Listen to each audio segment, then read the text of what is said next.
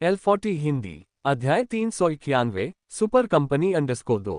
इसलिए कंपनी द्वारा आधिकारिक तौर पर छुट्टियों की शुरुआत से पहले कंपनी के प्रमुख के रूप में यान फेई ने प्रत्येक कर्मचारी को एक बड़ा लाल लिफाफा दिया। राशि व्यक्ति के पद और योगदान के अनुसार अलग अलग थी, लेकिन लाल लिफाफा पाने वाले सभी लोग स्पष्ट रूप से प्रसन्न थे, जो राशि से उनकी संतुष्टि को दर्शाता था। उनकी साल भर की कड़ी मेहनत और साल के अंत में मिलने वाले इस बोनस ने यह सुनिश्चित किया कि उनका साल समृद्ध और फलदायी रहे। फ्रांस से चीन लौटने के बाद यान फेई बहुत कम दिखाई देने लगे। अपने सहायक मस्तिष्क से मिस्टी आइलैंड की खरीद की कहानी को चुपचाप प्रचारित करने के अलावा वे शायद ही कभी सार्वजनिक रूप से दिखाई दिए। यहां तक कि जब कंपनी ने प्रति माह एक नए उत्पाद की गति से 3 नए उत्पाद लॉन्च किए, तब भी वे सार्वजनिक रूप से दिखाई नहीं दिए, बल्कि पर्दे के पीछे से चीजों को नियंत्रित करते रहे। यान फेई ने न सिर्फ अपनी गुप्त पहचान बल्कि अपनी गुप्त पहचान विध्वंसक को भी इस दौरान गुप्त रखा था। अंडरवर्ल्ड के डार्क वेब पर अचानक कई उच्च पुरस्कार वाले मिशन सामने आने के बावजूद, जिनका लक्ष्य जापान और दक्षिण कोरिया थे, जिनसे यान फेई को सबसे ज्यादा नफरत थी, उसने फिर भी उन मिशनों को अंजाम देने के लिए अपने ड्रोन का इस्तेमाल नहीं किया। उन मिशनों को पूरा करने पर न सिर्फ एक बड़ा इनाम मिल सकता था, बल्कि अपने ड्रोन के अगले स्तर के लिए अपग्रेड सीमा को पूरा करने के लिए पर्याप्त मेरिट पॉइंट भी मिल सकते थे। इन मिशनों के आकर्षण के बावजूद यान फेई ने अपनी पहचान को गुप्त रखना ही बेहतर समझा।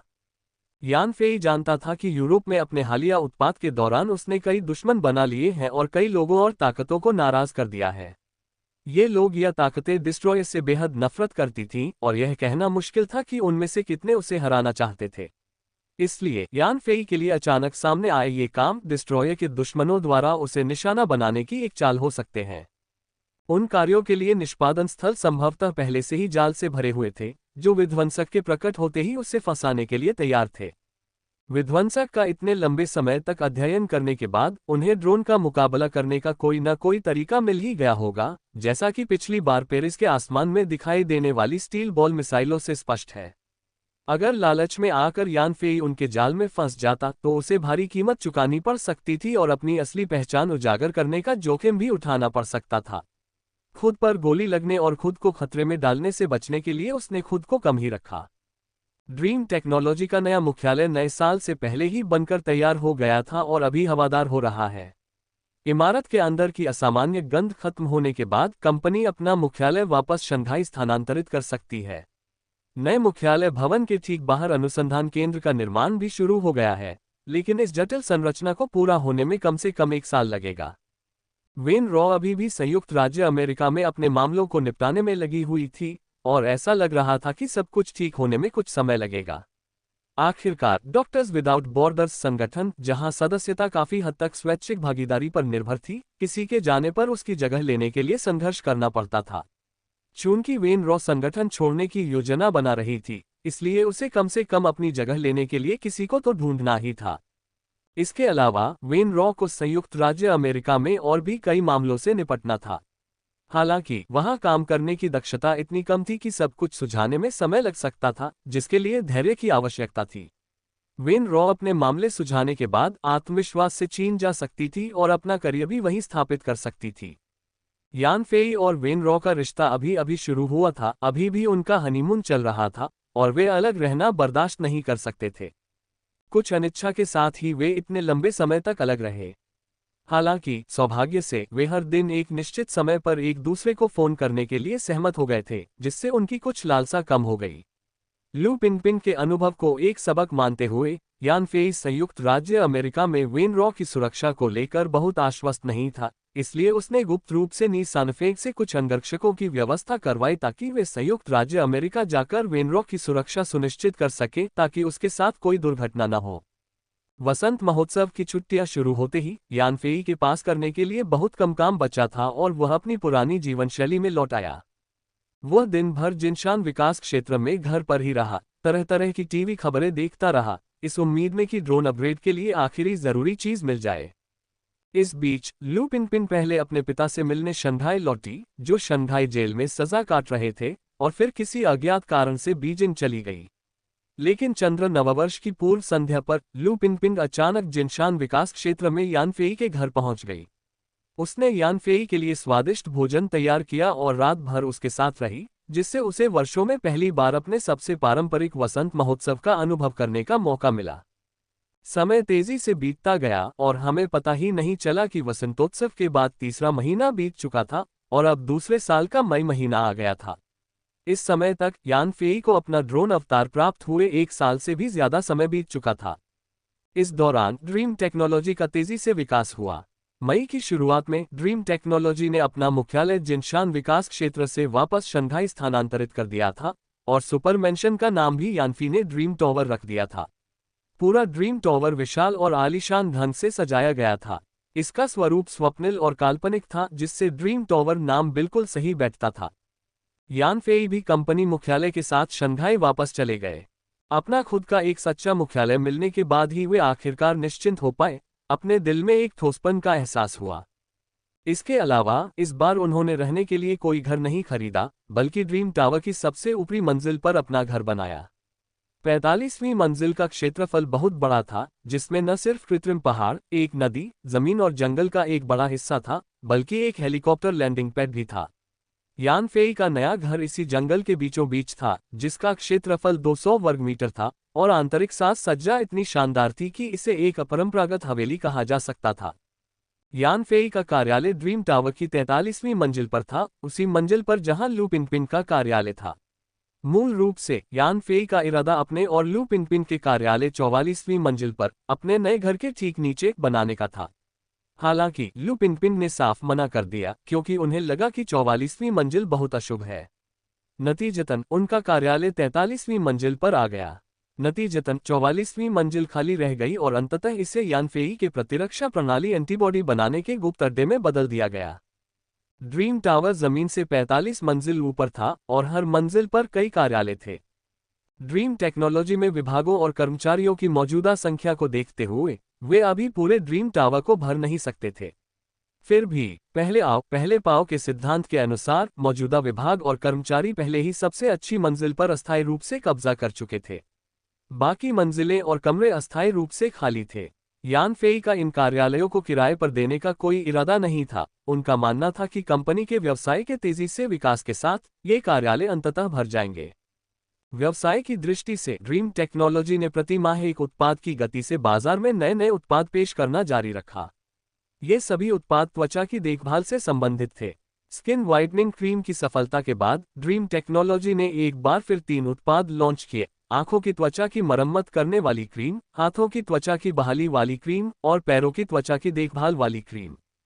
जैसा कि उनके नाम से ही जाहिर है, ये तीनों उत्पाद खास तौर पर आंखों, हाथों और पैरों के आसपास की त्वचा को पुनर्जीवित करने के लिए डिजाइन किए गए थे। इन तीनों उत्पादों से आंखों के नीचे की त्वचा का ढीलापन, कालापन और बैग, साथ ही हाथों और पैरों की त्वचा का खुरदरापन, रंग उड़ना और कठोरपन जैसी समस्याओं का समाधान किया जा सकता है। पिछले सफल अनुभवों के आधार पर इन तीनों उत्पादों के प्रचार के तरीके बिल्कुल पहले जैसे ही रहे। उनकी प्रवक्ता सुल्तान रहीं और बाजार में उनके आधिकारिक लॉन्च और एक संक्षिप्त अनुकूलन अवधि के बाद उनकी वृद्धि में जबरदस्त वृद्धि देखी गई। इन तीनों उत्पादों के बाजार में सफलतापूर्वक आने के बाद त्वचा की देखभाल के लिए पिछले अनुप्रयोगों के साथ ड्रीम टेक्नोलॉजी के उत्पादों ने चुपचाप कॉस्मेटिक बाजार के आधे हिस्से पर कब्जा कर लिया। स्किन व्हाइटनिंग क्रीम ने पहले ही पैसा आकर्षित करने की अपनी अद्भुत क्षमता का प्रदर्शन कर दिया था, जिसकी मासिक बिक्री अब लगभग 8.5 अरब युआन पर स्थिर है और वार्षिक बिक्री का आंकड़ा 100 अरब युआन के करीब पहुंच रहा है। हालांकि आंखों की त्वचा की मरम्मत करने वाली क्रीम, हाथों की त्वचा की मरम्मत करने वाली क्रीम और पैरों की त्वचा की देखभाल करने वाली क्रीम की बिक्री कुछ हद तक सुस्त रही। इन तीनों उत्पादों की मासिक बिक्री कुल मिलाकर केवल 20 अरब युआन रही, यानी कुल मिलाकर प्रति वर्ष केवल 240 अरब युआन। फिर भी ड्रीम टेक्नोलॉजी के 6 उत्पाद अब अंतर्राष्ट्रीय बाजार में बिक रहे थे। उनके वर्तमान बिक्री प्रदर्शन के आधार पर वार्षिक बिक्री का आंकड़ा 369 अरब युआन तक पहुंचने की उम्मीद थी। वर्तमान विनिमय दर पर यह लगभग 54 अरब अमेरिकी डॉलर के बराबर होगा। इसके अलावा ड्रीम टेक्नोलॉजी हर महीने एक नया उत्पाद लॉन्च करती रही। अगर यही विकास जारी रहा तो साल के अंत तक ड्रीम टेक्नोलॉजी उम्मीद के मुताबिक एक सुपर कंपनी बनने की ओर अग्रसर थी। ड्रीम टेक्नोलॉजी हर महीने एक नया उत्पाद जारी करती थी और हर नया उत्पाद सफल होता था। धीरे धीरे ड्रीम टेक्नोलॉजी के बारे में उपभोक्ताओं की धारणा बदलने लगी। उन्हें ड्रीम टेक्नोलॉजी की तकनीकी क्षमता बहुत मजबूत लगने लगी, अन्यथा यह इतने सारे उत्पाद जारी नहीं कर पाती। इसलिए जब तक ये ड्रीम टेक्नोलॉजी का उत्पाद था, इसकी गुणवत्ता और प्रभावशीलता पर कोई सवाल नहीं था और ड्रीम टेक्नोलॉजी उनके भरोसे के लायक। इस समय भी अंतर्राष्ट्रीय सौंदर्य प्रसाधन दिग्गज जो खतरे को भांप चुके थे और ड्रीम टेक्नोलॉजी के उत्पादों के खिलाफ बाजार में धावा बोलना चाहते थे, अभी भी बैठकें कर रहे थे और ड्रीम टेक्नोलॉजी से निपटने के लिए अन्य निर्माताओं को एकजुट करने की कोशिश कर रहे थे। हालांकि उनकी कार्यकुशलता बहुत धीमी थी। इससे पहले कि वे कोई ठोस कार्ययोजना बना पाते, ड्रीम टेक्नोलॉजी के उत्पाद बाजार में मुख्यधारा बन गए और बड़ी संख्या में उनके उपभोक्ता उनसे दूर हो गए।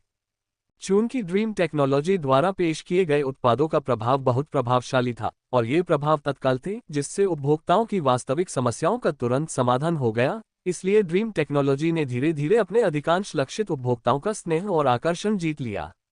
कुछ ब्रांड के कट्टर वफादारों को छोड़कर हर कोई धीरे धीरे अपने पहले इस्तेमाल किए गए सौंदर्य प्रसाधनों को छोड़कर ड्रीम टेक्नोलॉजी के उत्पादों का उपयोग करने लगा, जिससे वे प्राकृतिक सुंदरता प्राप्त कर सकें। ड्रीम टेक्नोलॉजी द्वारा पेश किए गए प्रत्येक नए उत्पाद का बाजार आकार बहुत बड़ा नहीं था, लेकिन जब उन सभी को एक साथ जोड़ा गया तो वे ड्रीम टेक्नोलॉजी के पहले उत्पाद वेट लॉस कुकीज के करीब पहुंच चुके थे या उससे आगे निकलने वाले थे।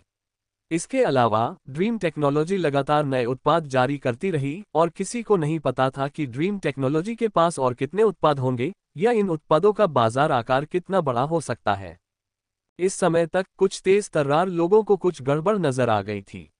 उन्हें यान फेई द्वारा प्रेस कॉन्फ्रेंस में घोषित किए गए रहस्यमय उत्पाद की याद आए और उन्हें तुरंत समझ आ गया कि वह रहस्यमय उत्पाद किसी एक वस्तु का नहीं, बल्कि उससे मिलते जुलते उत्पादों की एक श्रृंखला का जिक्र था। मौजूदा स्थिति को देखते हुए उत्पादों की यह श्रृंखला दरअसल सौंदर्य प्रसाधन ही थी।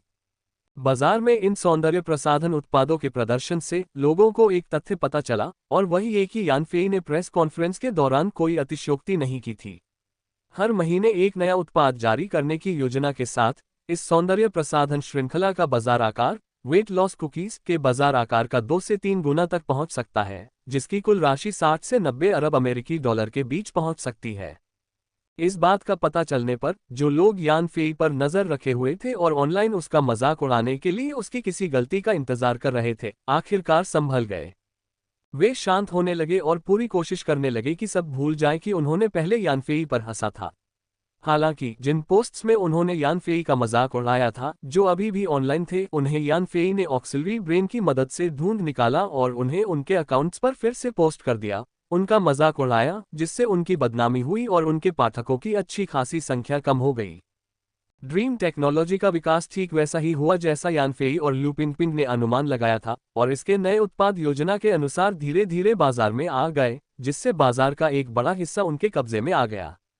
जिनशान विकास क्षेत्र में स्थित दोनों कारखानों के उत्पादन पैमाने को देखते हुए उद्यम के तेज विकास में कोई समस्या नहीं आई। उनकी उत्पादन क्षमता लंबे समय तक वैश्विक बाजार की मांगों को पूरा कर सकती थी।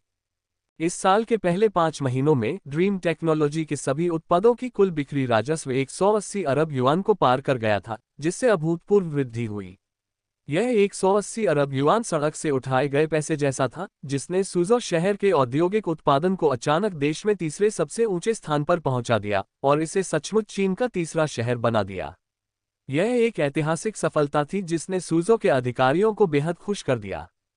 हालांकि सुज़ो खुश तो था, लेकिन उन्हें चिंता भी थी, क्योंकि कुछ कारणों से उन्होंने पहले यान फेई के कारखाने के पास जमीन खरीदने के आवेदन को अस्वीकार कर दिया था।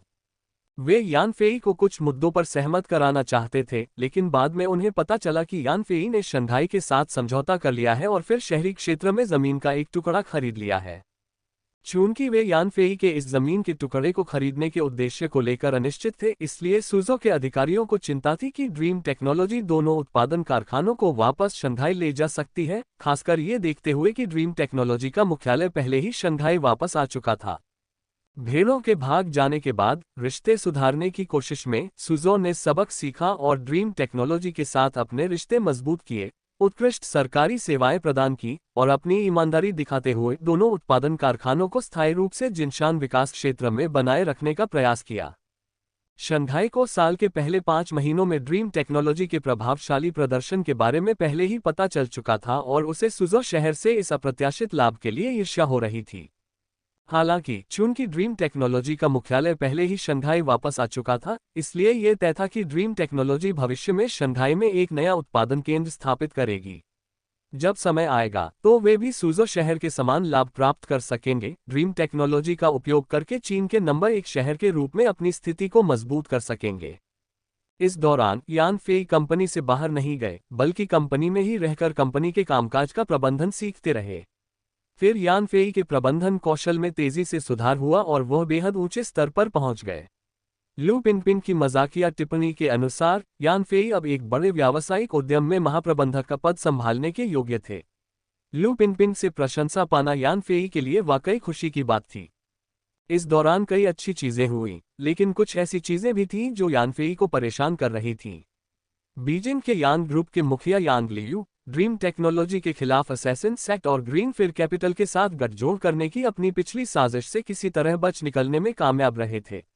इसके अलावा उन्होंने घरेलू स्तर पर अपनी प्रतिष्ठा तेजी से बहाल की और घरेलू उद्यमों का समर्थन फिर से हासिल किया। मौकों पर राष्ट्र द्वारा बुलाई गई बड़ी कॉर्पोरेट बैठकों के दौरान यांग लियू की मुलाकात यान फेई से हुई और उन्होंने मुस्कुराते हुए उनका स्वागत किया। वह बहुत खुश लग रहे थे, मानो उन्होंने पहले हुई सारी अप्रिय बातें भूल दी हों। हालांकि यान फेई अब मानव शरीर पर नियंत्रण और समझ की पराकाष्ठा पर पहुंच चुके थे, इसलिए एक नज़र में ही उन्होंने यांग लियू की आंखों के कोनों में छिपे पागलपन को भांप लिया। इससे यान फेई को यांग लियू के असली इरादे का पता चल गया। यांग लियू एक चालाक शिकारी की तरह थे, जो अभी तो अपने समय का इंतजार करने का फैसला कर चुके थे, लेकिन जैसे ही उनका शिकार अपनी हिफाजत से ढील देता, वह उन पर झपटने और उन्हें टुकड़े टुकड़े करने के लिए हमेशा तैयार रहते थे। यान फेई यांग लियू की क्रूरता और उसके तौर तरीकों से वाकिफ था और उसके स्वभाव को भी जानता था, इसलिए वह उसे कमतर आंकने की हिम्मत नहीं कर सकता था। इसीलिए यान फेई हमेशा यांग लियू की गतिविधियों पर नजर रखता था। जैसे ही यांग लियू देश छोड़ता, वह ड्रोन से जानलेवा हमला करता और इस सबसे खतरनाक दुश्मन को हमेशा के लिए खत्म कर देता। अफसोस की बात है कि यांग लियू बेहद सतर्क था, शायद विदेश में खतरों से वाकिफ था और विदेश यात्रा पर दुर्घटनाओं के डर से, इसलिए वह लंबे समय तक देश की सीमाओं के भीतर ही रहा, बिल्कुल भी बाहर नहीं निकला। इससे यान फेई की अपने दुश्मन पर निर्णायक प्रहार करने की योजना नाकाम हो गई। इसके अलावा एक और बात थी जिससे यान फेई को चिढ़ थी, और वह थी दक्षिण कोरियाई लोगों द्वारा उन पर ऑनलाइन हमले। मोनाको के मोटे कार्लो कसिनो में दक्षिण कोरिया के जिन शियाओमिंग के साथ मुकाबले के दौरान यान फेई ने एक ही चाल में जिन शियाओमिंग को धूल चटा दी, जिससे न केवल 10 अरब अमेरिकी डॉलर का भारी जुए का इनाम जीत लिया, बल्कि दक्षिण कोरियाई ताइक्वांडो को भी धूल चटा दी, जिससे उन्हें अंतर्राष्ट्रीय बाजार में अपनी जगह बनाने का आखिरी मौका भी नहीं मिला। उस लड़ाई के बाद इन दक्षिण कोरियाई लोगों को कोई आपत्ति नहीं थी, लेकिन अपने देश लौटने के बाद कुछ बदल गया। दक्षिण कोरियाई ताइक्वांडो वर्ल्ड प्रमोशन लीग के उपाध्यक्ष हान जुनशी ने अचानक घर पर आत्महत्या कर ली। हान जुनशी समर्थकों का सारा पैसा गंवा चुके थे और घर लौटने के बाद हर दिन परेशान रहते थे, और अंततः जब कोई और विकल्प नहीं बचा तो उन्होंने आत्महत्या का रास्ता चुना। हालांकि हान जुनशी की मृत्यु का समय बहुत संवेदनशील था और कुछ लोगों द्वारा जानबूझकर प्रचारित किए जाने के कारण दक्षिण कोरियाई लोगों को यह विश्वास हो गया कि हान जुनशी ने यान फेई द्वारा अपमानित होने के कारण आत्महत्या कर ली थी, जिसके कारण दक्षिण कोरिया में यान फेई के खिलाफ एक अभियान शुरू हो गया। यान फेई के खिलाफ इस अभियान के घरेलू दबाव के कारण ड्रीम टेक्नोलॉजी द्वारा पहले से ही पुष्टि किए गए दक्षिण कोरियाई एजेंटों ने पीछे हटने का फैसला किया, जिससे दक्षिण कोरियाई क्षेत्र के लिए अंतर्राष्ट्रीय बाजार में एक खालीपन पैदा हो गया। हालांकि इस वापसी की दक्षिण कोरियाई एजेंटों को भारी कीमत चुकानी पड़ी, क्योंकि उन्होंने ड्रीम टेक्नोलॉजी को जो जमा राशि दी थी वह वापस नहीं की जा सकी।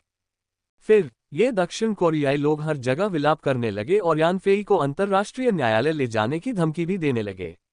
उन्होंने यान फेई से 10 अरब अमेरिकी डॉलर तुरंत वापस करने की मांग की, ये दावा करते हुए कि ये दक्षिण कोरियाई लोगों की मेहनत की कमाई है, और यह भी कि यान फेई और जिन शाओमिंग के बीच की शर्त अवैध थी। इस लक्ष्य को हासिल करने के लिए दक्षिण कोरियाई लोगों ने संयुक्त राष्ट्र मुख्यालय के सामने लोगों को संगठित करके विरोध प्रदर्शन भी किया और संयुक्त राष्ट्र से न्याय की मांग की। हालांकि मोनाको के मोटे कार्लो कैसीनो को हल्के में नहीं लिया जा सकता था, ये मुकाबला उनकी निगरानी में हुआ था और वे ही इसके गांटर थे। अब जब दक्षिण कोरिया एक तरफा तौर पर मैच के नतीजे को पलटने और उसकी वैधता पर सवाल उठाने की कोशिश कर रहे थे, तो ये कैसीनो के मुंह पर एक सार्वजनिक तमाचा था जो गुस्से में था। इसलिए मोटे कार्लो कैसीनो की जबरदस्त प्रतिक्रिया के बाद सभी अंतर्राष्ट्रीय संगठनों ने यानफेई पर मुकदमा करने के दक्षिण कोरियाई अनुरोध को स्वीकार करने से इनकार कर दिया। यानफेई को पूरी जानकारी नहीं थी, लेकिन उन्हें पता था कि दक्षिण कोरिया के भीतर की ताकतें ही हालात बदलने की कोशिश कर रही होंगी या कोई जानबूझकर उन्हें निशाना बना रहा होगा।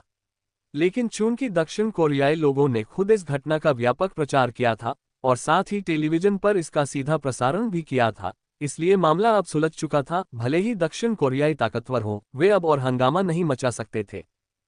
हालांकि दक्षिण कोरियाई लोग यानफेई और जिन शाओमी के बीच हुए टकराव का नतीजा नहीं बदल पाए, फिर भी उन्होंने ड्रीम टेक्नोलॉजी के सभी उत्पादों के बहिष्कार का राष्ट्रीय अभियान शुरू कर दिया। ये जानकर यानफेई ने दक्षिण कोरियाई लोगों के प्रयासों का मजाक उड़ाया। उनके एजेंट ने पहले ही उनके अधिकार छीन लिए थे और दक्षिण कोरिया में ड्रीम टेक्नोलॉजी के उत्पादों के बिना वे आखिर किस बात का बहिष्कार करने की कोशिश कर रहे थे। इसके अलावा अंतर्राष्ट्रीय बाजार इतना विशाल था कि उन्होंने छोटे से दक्षिण कोरियाई बाजार की अनुपस्थिति को कोई खास अहमियत नहीं दी। फिर यह देखकर कि ड्रीम टेक्नोलॉजी ने उन्हें पूरी तरह से नजरअंदाज कर दिया है, दक्षिण कोरियाई लोगों ने अपनी रणनीति बदली और चीन में पोस्ट करना शुरू कर दिया। उन्होंने यानफेई को गालियां देनी शुरू कर दी, उन पर व्यक्तिगत हमले किए। हालांकि जैसे ही ये दक्षिण कोरियाई लोग पोस्ट करते, चीनी इंटरनेट पुलिस उन्हें खोज लेती और सरकारी हस्तक्षेप से इन दक्षिण कोरियाई लोगों के अकाउंट तुरंत बंद कर दिए जाते। फिर भी ये दक्षिण कोरियाई लोग नए अकाउंट बनाते और यानफेई का अपमान करते रहते और फिर से प्रतिबंधित कर दिए जाते। यह एक अंतहीन चक्र है। इन दक्षिण कोरियाई लोगों की हरकतों से यानफेई को कोई खास नुकसान तो नहीं पहुंचा, लेकिन यानफेई को घृणा जरूर हुई। यही वजह थी कि ड्रीम टेक्नोलॉजी की हालिया सफलता के बावजूद यानफेई का मूड खराब था। उस शाम यानफेई ने दिन भर के समाचार वीडियो देखने में समय बिताया। उसने पहले भी समाचार वीडियो से ड्रोन अपग्रेड के लिए दो जरूरी वस्तुओं के सुराग हासिल किए थे, इसलिए अचानक प्रेरणा और रचनात्मक विचारों के आवेग में उसने सहायक मस्तिष्क से इंटरनेट पर पहले प्रसारित हो चुके समाचार वीडियो इकट्ठा करने और उनकी सामग्री देखने को कहा, ताकि उन वीडियो से ड्रोन अपग्रेड के लिए जरूरी वस्तुओं के नए सुराग मिल सकें। हालांकि यानफेई को निराशा हुई जब ऑक्सिलरी ब्रेन ने इंटरनेट पर अनगिनत समाचार वीडियो देखे, फिर भी उसे ड्रोन अपग्रेड की जरूरी वस्तुओं के बारे में कोई सुराग नहीं मिला। इससे यानफेई को आश्चर्य हुआ कि क्या उसे वीडियो देखकर ही सुराग मिल सकते थे, और अगर पिछले वीडियो में ऐसी विशेष वस्तुओं के बारे में वाकई सुराग मिले भी थे, तो उन्हें दूसरे देशों और ताकतों ने बहुत पहले ही खोज लिया होगा और उनका कब्जा हो गया होगा। इन सुरागों को जानना यानफेई के लिए किसी काम का नहीं होगा। freewebnovel.com। इसलिए यानफेई ने पहले से हो चुके समाचार वीडियो पर ध्यान देना बंद कर दिया और हर शाम अलग अलग समाचार प्रसारण देखने में समय बिताया, इस उम्मीद में कि समाचार में कुछ खास बातें दिखाई दें। ये सुनिश्चित करने के लिए कि कुछ भी छूट न जाए, उसने फायरवॉल को बाईपास करके विदेशी वेबसाइटों पर समाचार वीडियो भी देखे। अपनी कार्यकुशलता बढ़ाने के लिए वह एक साथ कई वीडियो देखने के लिए कई टेलीविजन स्क्रीन एक साथ खोल लेता था।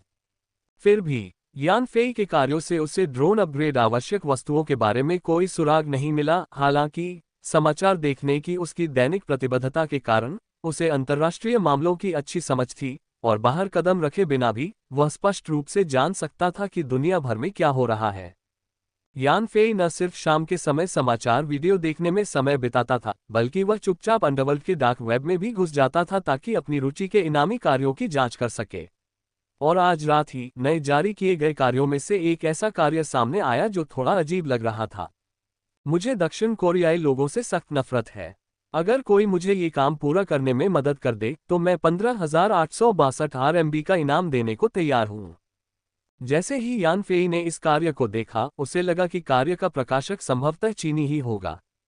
ऐसा इसलिए था क्योंकि इनाम की राशि RMB में निर्धारित थी। इसके अलावा ये व्यक्ति संभवतः एक देशभक्त युवा था, क्योंकि दक्षिण कोरिया द्वारा प्रायद्वीप पर संयुक्त राज्य अमेरिका की THAAD प्रणाली की तैनाती से वह असंतुष्ट था और इसलिए उसने यह इनाम कार्य प्रकाशित किया था। इसके अलावा ये तथ्य कि इनाम की राशि छोटी थी और पूर्ण संख्याओं और भिन्नों दोनों में थी, ये दर्शाता था कि उस व्यक्ति की आर्थिक स्थिति सीमित थी। वह शायद अभी भी एक छात्र था या कोई नया व्यक्ति जिसने अभी अभी काम करना शुरू किया था। पिछले कुछ वर्षों में मनोरंजन की बेशर्म भावना को सर्वोपरि रखते हुए कुछ चीनी टीवी स्टेशनों ने दक्षिण कोरियाई फिल्मों और टीवी कार्यक्रमों को प्रस्तुत करने और दक्षिण कोरियाई सितारों का खुलेआम महिमामंडन करने में अग्रणी भूमिका निभाई है। उच्च दर्शक रेटिंग प्राप्त करने के साथ साथ उन्होंने कोरियाई लहर को पूरे चीन में बेतहाशा फैलने का कारण भी बनाया है। उस समय ऐसा लगता था कि लगभग कोई भी उद्योग, बशर्ते उसका दक्षिण कोरिया से जरा सा भी संबंध हो, अचानक लोकप्रिय हो जाएगा। नतीजतन घरेलू स्तर पर महिला सितारों को दक्षिण कोरियाई पुरुषों से शादी करने में गर्व महसूस होता था। उनके मुंह में ओप्पा और वोली जैसे शब्द भरे होते थे। पुरुष सितारों ने खुद को दक्षिण कोरियाई पुरुष हस्तियों की तरह ढाल लिया, उभलिंगी और स्त्रीवत कपड़े पहने और पुरुषों की मर्दाना भावना को पूरी तरह से त्याग दिया। फिल्मों और टीवी कार्यक्रमों में दिखाई जाने वाली दक्षिण कोरिया की अनूठी संस्कृति का अनुभव करने के लिए कई चीनी लोग दक्षिण कोरिया की यात्रा करने के लिए उमड़ पड़े और वहां खरीदारी पर खूब पैसा खर्च किया। दक्षिण कोरिया के लिए अपने आसपास की महाशक्ति को अपनी संस्कृति से प्रभावित करना तथा उस महाशक्ति को अपने प्रति दीवाना बनाना उनकी उपलब्धि का चरम क्षण था, जिससे उनकी संप्रभुता का मुकाबला करने का उनका 1000 साल पुराना सपना पूरा हुआ। हालांकि ये अच्छे दिन ज्यादा दिन नहीं रहे। जैसे ही दक्षिण कोरिया ने संयुक्त राज्य अमेरिका से THAAD सिस्टम को सक्रिय रूप से लागू करके तबाही मचाई, हालात उलटने लगे। सिर्फ 2 सालों में चीन में दक्षिण कोरिया की छवि धूमिल हो गई और चीनी नागरिकों ने उसे तिरस्कार का पात्र बना दिया। मनोरंजन उद्योग में कभी लोकप्रिय रहे दक्षिण कोरियाई सितारे गायब हो गए, बाजार में दक्षिण कोरियाई उत्पादों की मांग लगातार कम होती गई और दक्षिण कोरिया जाने वाले पर्यटक कम होते गए। दक्षिण कोरिया ने भी समस्या की गंभीरता को समझा, क्योंकि उनकी अर्थव्यवस्था पर इसका गहरा असर पड़ा था। चीनी लोगों का दिल जीतने और उनसे पैसा कमाने के लिए दक्षिण कोरिया ने आत्मचिंतन शुरू किया।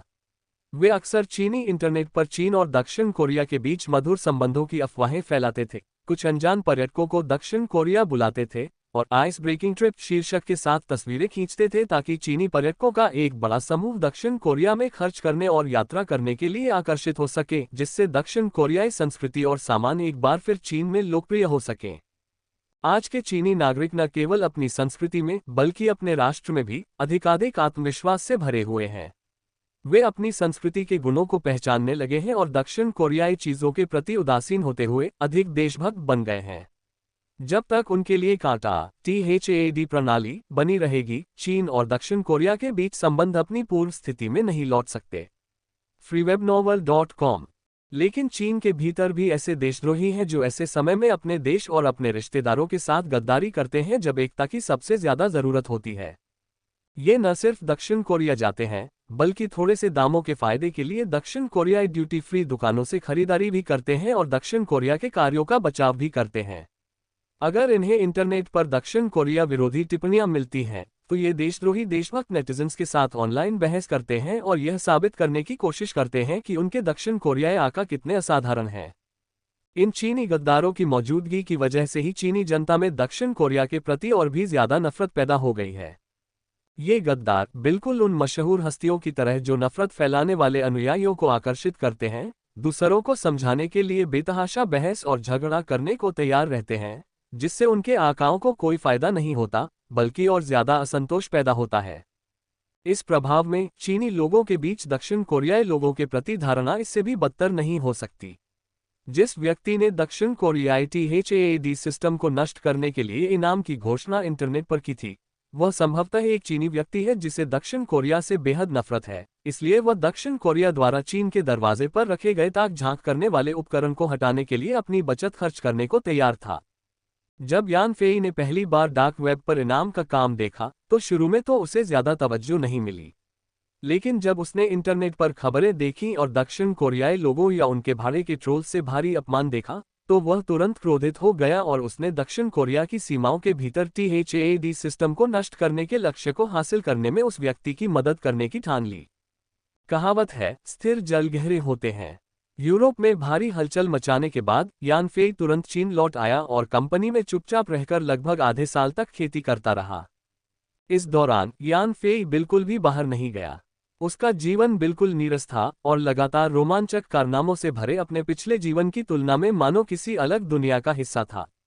इसलिए आधे साल तक शांत रहने के बाद उसकी साहसिक भावना फिर से जाग उठी और कुछ करने की चाहत हुई।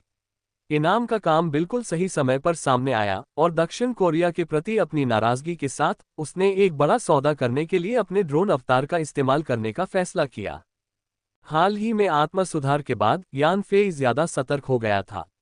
हालांकि उसने THAAD सिस्टम को नष्ट करने का काम करने का फैसला किया था, लेकिन उसने तुरंत अपने डिस्ट्रॉय अकाउंट से लॉगिन नहीं किया, न ही उसने उस अकाउंट से इनाम का काम स्वीकार किया, क्योंकि उसे यकीन नहीं था कि यह काम किसी ने उसे निशाना बनाने के लिए बिछाया है, और अगर उसने ये काम स्वीकार कर लिया तो ये सबको ये बताने जैसा होगा, डिस्ट्रॉयर आ रहा है, तैयार हो जाओ। डार्क वेब पर पोस्ट किए गए कार्य उन्हें पोस्ट करने वाले व्यक्ति के अलावा अन्य लोगों के लिए अदृश्य होते हैं। केवल तभी जब कोई कार्य पूरा हो जाता है तब सिस्टम उसे पूरा करने वाले व्यक्ति को प्रकट करता है, जिससे उसकी क्षमता का पता चलता है। इसलिए यदि कार्य एक जाल है तो जैसे ही विध्वंसक उसे स्वीकार करता है, जाल बिछाने वाला व्यक्ति तुरंत सचेत हो जाएगा और विध्वंसक का मुकाबला करने के लिए तैयार हो जाएगा। यही वजह थी कि यान फेई ने पहले दक्षिण कोरिया जाकर THAAD सिस्टम को नष्ट करने और फिर काम पूरा करने के बाद ही इनाम स्वीकार करने की योजना बनाई। इस तरह वह अपनी गतिविधियों का खुलासा होने से बच जाएगा। वह इनाम की मामूली रकम के लिए जोखिम नहीं उठा रहा था, बल्कि यह साबित करना चाहता था कि विध्वंसक अभी भी मौजूद है और अंडरवर्ल्ड के सामने विध्वंसक की ताकत का प्रदर्शन करके सम्मान अर्जित करना चाहता था। वरना विध्वंसक की आधे साल की अनुपस्थिति में लोगों को शक हो सकता था कि विध्वंसक के साथ समझौता हो गया है। THAAD सिस्टम दक्षिण कोरिया में स्थित है और इसके सभी अधिकार संयुक्त राज्य अमेरिका के पास हैं। THAAD सिस्टम को नष्ट करने का कार्य दो देशों के बीच टकराव से जुड़ा है। अपार शक्ति संपन्न विध्वंसक के अलावा कोई भी ऐसा कार्य करने का साहस नहीं कर सकता, और जो विध्वंसक इस कार्य को पूरा कर लेगा वह पाताल लोक में अपनी शक्ति का लोहा मनवा लेगा। इस बार यान फेई ने दक्षिण कोरिया पर हमला करने का फैसला किया, लेकिन उसने अपने शरीर को साथ नहीं लिया, बल्कि केवल ड्रोन अवतार को तैनात किया। THAAD सिस्टम को नष्ट करने के लिए ड्रोन अकेले ही यह काम पूरा कर सकता था, शरीर की उपस्थिति की बिल्कुल भी आवश्यकता नहीं थी। शरीर के मैदान में न होने से कई खतरे कम हो सकते थे। भले ही ये दूसरों द्वारा बिछाया गया जाल ही क्यों न हो, अपने शरीर के बोझ के बिना ड्रोन सुरक्षित रूप से बच निकलने के लिए अपनी गतिशीलता पर निर्भर रह सकता था। सबसे महत्वपूर्ण बात यह है कि यान फेई की ड्रोन पर प्रभावी नियंत्रण सीमा 8000 किलोमीटर थी, जबकि शंघाई से दक्षिण कोरिया की सीधी दूरी 1000 किलोमीटर से भी कम थी। वह घर बैठे ड्रोन को नियंत्रित करके ये काम पूरा कर सकते थे, जो खुद तैनात होने से ज्यादा अलग नहीं था। अपना मन बनाकर यान फेई ने शंघाई तट के पास समुद्री खाई में स्थित ड्रोन अवतार को तुरंत सक्रिय कर दिया। फिर दिशा पहचानते हुए उसने शंघाई से उत्तर पूर्व दिशा में चुपके से आगे बढ़ना शुरू कर दिया।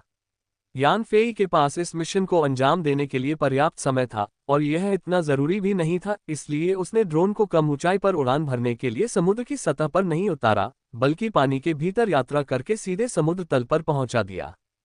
इस प्रकार ड्रोन की गति बहुत धीमी थी, लेकिन वह अपने ठिकाने का खुलासा होने से अधिकतम बच सकता था।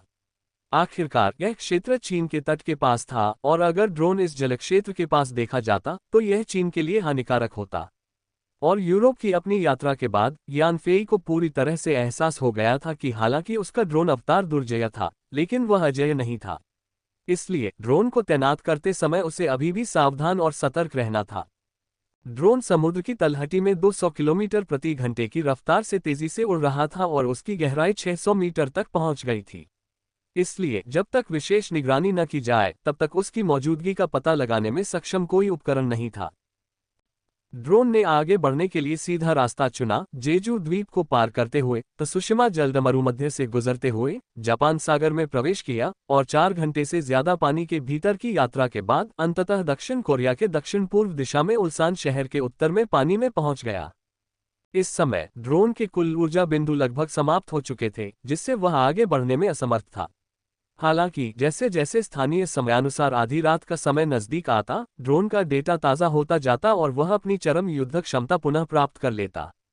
दक्षिण कोरिया में THAAD प्रणाली शांगकिंग नॉर्थ रोड के दक्षिण पश्चिम में जिंगजोऊ काउंटी में स्थापित की गई थी, जो मूल रूप से एक दक्षिण कोरियाई उद्यम के स्वामित्व वाला एक प्रसिद्ध गोल्फ कोर्स था।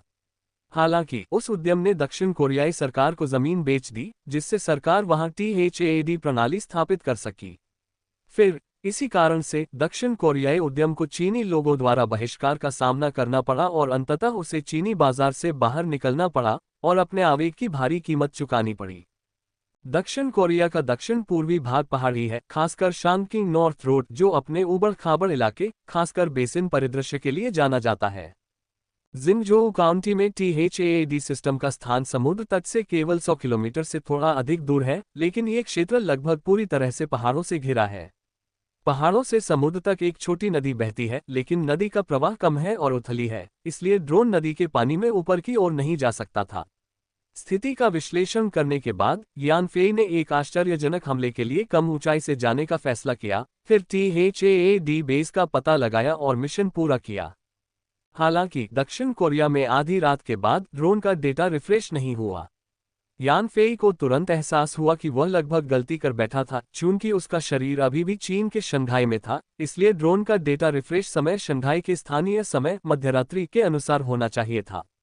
ड्रोन को किसी मिशन पर भेजे हुए उसे इतना समय हो गया था कि वह इस बुनियादी जानकारी को लगभग भूल ही गया था। दक्षिण कोरिया का समय चीन से 1 घंटा आगे था, इसलिए उस समय शंघाई में पिछली रात के 11 बज रहे थे।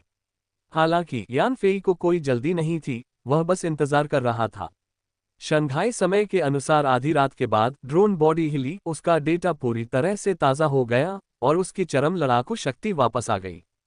अब उल्सान शहर के उत्तर में समुद्र तल पर स्थित, तट से ज्यादा दूर नहीं, जहां पहाड़ियां फैली हुई हैं और जहां बहुत कम लोग रहते हैं।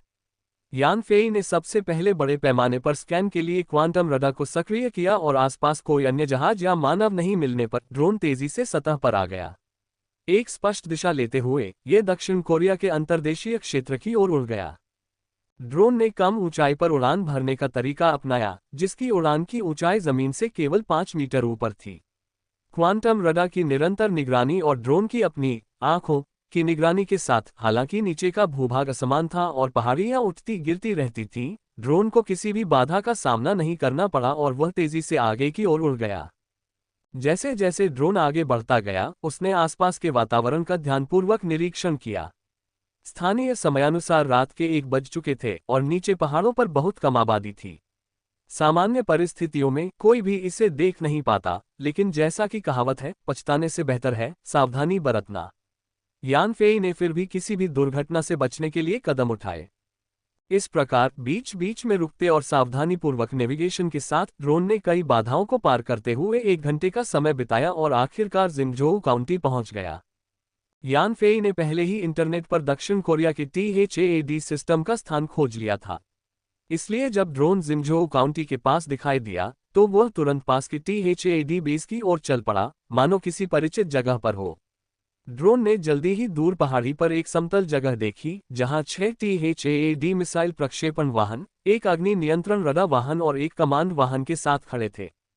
यान फेई ने पहले ही इंटरनेट पर इस THAAD सिस्टम बेस की तस्वीरें देखी थीं, इसलिए जैसे ही उसने नीचे की स्थिति देखी, उसे पता चल गया कि ये दक्षिण कोरिया में अमेरिका द्वारा तैनात THAAD सिस्टम है। चूंकि उसे आज रात के मिशन का मुख्य लक्ष्य मिल गया था, इसलिए यान फेई ने अब और देर नहीं की और उसने जमीन पर मौजूद THAAD मिसाइल प्रक्षेपण यान पर निशाना साधते हुए एक AGM-114 हेलफायर मिसाइल दागी। चूंकि ड्रोन जमीन से 5 मीटर की ऊंचाई पर उड़ रहा था और हमले के दौरान होविंग मोड में था, इसलिए वह शांत था और जमीन पर मौजूद अमेरिकी सेना को पता नहीं चला। नतीजतन अमेरिकी सेना ने तब तक कोई प्रतिक्रिया नहीं दी जब तक कि AGM-114 हेलफायर मिसाइल ने मिसाइल प्रक्षेपण यान पर हमला नहीं कर दिया। freewebnovel.com AGM-114 हेलफायर मिसाइल अपने लक्ष्य पर लगी, जिससे एक जोरदार विस्फोट हुआ। विस्फोट की लपटों के बीच ड्रोन अचानक मुड़ गया और तेजी से पूर्व की ओर समुद्र की ओर उड़ गया और बाकी बचे THAAD मिसाइल प्रक्षेपण वाहनों, अग्नि नियंत्रण रडार या कमांड वाहन पर हमला जारी नहीं रख सका। ऐसा नहीं था कि यान फेई THAAD सिस्टम के दूसरे हिस्सों पर ध्यान नहीं दे पाया था, बल्कि इसलिए कि उसे अचानक एहसास हुआ था कि यह एक जाल है। THAAD मिसाइल प्रक्षेपण यान पर हमला करते समय उसने सिर्फ एक मिसाइल इसलिए दागी थी क्योंकि उसे उम्मीद थी कि AGM-114 हेलफायर मिसाइल प्रक्षेपण यान की मिसाइलों के भीतर एक विस्फोटक विघटन पैदा कर देगी, जिससे विघटन की विशाल शक्ति का इस्तेमाल करके पूरा THAAD बेस तबाह हो जाएगा, जिससे वह कम से कम खर्च में मिशन पूरा कर सकेगा। हालांकि यान फेई के साथ कुछ आश्चर्यजनक हुआ। जिस मिसाइल प्रक्षेपण यान पर AGM-114 हेलफायर मिसाइल ने हमला किया था, उसका विस्फोटक विघटन नहीं हुआ। हालांकि उसमें आग लग गई, लेकिन वह लकड़ी से बना एक नकली निशाना लग रहा था और दुश्मन के उपकरणों को नष्ट करने के लिए सहायक मस्तिष्क को कोई मेरिट पॉइंट नहीं दिए गए। इन दोनों विसंगतियों को देखने के बाद यान फेई को एहसास हुआ कि जमीन पर मौजूद THAAD सिस्टम नकली था और डार्क वेब पर किसी चीनी होने का दिखावा करने वाले व्यक्ति द्वारा पोस्ट किया गया THAAD सिस्टम को नष्ट करने का मिशन एक जाल था। इसका उद्देश्य विध्वंसक को फुसलाकर या तो विध्वंसक को मार गिराना था या उसके अद्भुत विमान पर कब्जा करना था। दक्षिण कोरियाई लोगों द्वारा अपमानित होने और बहुत सोच विचार के बाद यान फेई आवेग में आकर किसी और के जाल में फंस गया। फिर भी क्योंकि यान फेई ने डार्क वेब पर मिशन का पता लगाने के बाद ड्रोन को तुरंत तैनात कर दिया था, इसलिए उसे शंघाई से दक्षिण कोरिया के जिंगजोऊ काउंटी पहुंचने में 6 घंटे से भी कम समय लगा। इसके अलावा ड्रोन पूरे रास्ते 600 मीटर पानी के नीचे की गहराई में बिना किसी के पकड़े यात्रा कर रहा था, इसलिए विध्वंसक वास्तव में दक्षिण कोरिया पहुंच ही चुका था। इसलिए जाल बिछाने वालों के पास इसे पूरा करने का समय भी नहीं था और उन्होंने जमीन पर मौजूद नकली THAAD सिस्टम पर ड्रोन के हमले पर कोई प्रतिक्रिया नहीं दी। यान फेई ने रवाना होने से पहले किसी जाल की संभावना पर विचार किया था और आगे की योजनाएं भी बनाई थीं, इसलिए जब उसे एहसास हुआ कि यह सचमुच एक जाल है, तो ड्रोन ने अपना निशान नहीं छिपाया, बल्कि तेज गति से समुद्र तट की ओर दौड़ पड़ा। हालांकि जाल बिछाने वालों ने तुरंत प्रतिक्रिया दी और सबसे तेज जवाबी हमला किया। ड्रोन के क्वांटम रडार में अचानक 40 से ज्यादा मिसाइलें दूर से उड़ती हुई दिखाई दी, मानो आसमान से गिरते फूल हों। उनकी उड़ान पथ ड्रोन के हर संभावित बचाव की कोशिश पर टिकी हुई थी। यान फेई को चिंता थी कि ये मिसाइलें उन स्टील बॉल मिसाइलों जैसी हैं जिनका सामना उसने पिछली बार फ्रांस के हवाई क्षेत्र में किया था और वह जानता था कि इन्हें पास आने देना बेहद खतरनाक होगा।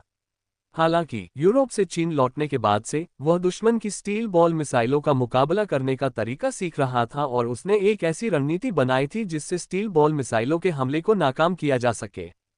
जब ड्रोन ने पहले दुश्मन की ओर से आ रही किसी मिसाइल का सामना किया था, तो उसने हवाई युद्ध में इस्तेमाल होने वाले आम लड़ाकू विमानों से बिल्कुल अलग युद्ध पद्धति अपनाई थी। चकमा देने, भागने के लिए गति बढ़ाने या नकली फ्लेयर्स छोड़ने के बजाय उसने मिसाइल के नजदीक आने का इंतजार किया ताकि अपनी नौसेना की तोप से उसे मार गिराया जा सके। पेरिस, फ्रांस के आसमान में स्टील बॉल मिसाइलों के हमले का सामना करते हुए ड्रोन ने इन मिसाइलों को पास आने दिया और जब वे जहाज पर लगी नौसैनिक तोप की सीमा में पहुंची, तभी ड्रोन ने उन्हें नष्ट करने के लिए विमान तोप के गोले दागे। जैसे ही स्टील बॉल मिसाइलें इतनी पास पहुंची और विस्फोटित हुई, स्टील बॉल की गोलियां मानो कोई देवी फूल बिखेर रही हो और स्वाभाविक रूप से घेरे में मौजूद ड्रोनों पर गिरी।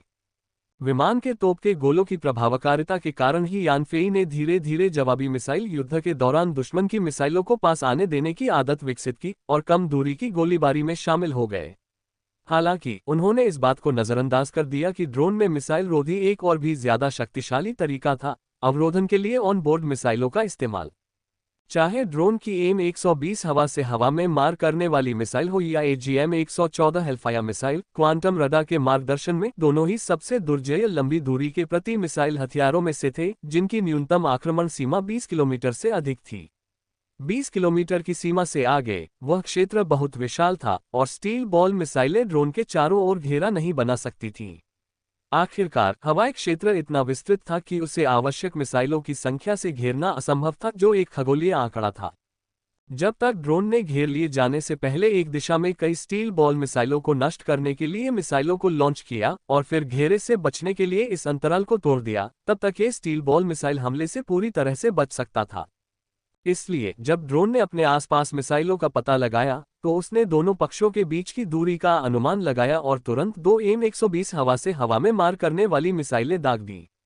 क्वांटम रडार से निर्देशित ये दोनों एम 120 हवा से हवा में मार करने वाली मिसाइलें पूरी गति से पूर्व की ओर उड़ी और मात्र 10 सेकंड में अपने रास्ते में आने वाली 2 मिसाइलों पर हमला कर दिया। आकाश में जोरदार टक्कर हुई और परिणामस्वरूप एक जबरदस्त विस्फोट हुआ जिसने दोनों को नष्ट कर दिया। क्वांटम रडार ने आने वाली मिसाइलों के मलबे के बीच बड़ी संख्या में स्टील बॉल बुलेट्स को चारों दिशाओं में बिखरते हुए देखा। ये मिसाइलें दरअसल स्टील बॉल मिसाइलें थीं जिन्हें खास तौर पर ड्रोन्स का मुकाबला करने के लिए डिजाइन किया गया था। हालांकि उस समय ये स्टील बॉल मिसाइलें ड्रोन से 20 किलोमीटर से भी ज्यादा दूर थीं और चूंकि स्टील बॉल बुलेट सक्रिय रूप से प्रक्षेपित नहीं थीं, इसलिए इनसे ड्रोन को कोई खतरा नहीं था। freewebnovel.com। ड्रोन के मिसाइल हमले ने अभी भी बन रहे स्टील बॉल मिसाइल घेरे में दरार पैदा कर दी, जिसके बाद इसने गति पकड़ी और इस अंतराल से होकर उड़ गया। ड्रोन की अधिकतम उड़ान गति ध्वनि की गति से 3 गुना तक पहुंच गई। इसका त्वरण वास्तव में बिजली की तरह तेज था और इसने घेरे को तेजी से पीछे छोड़ दिया।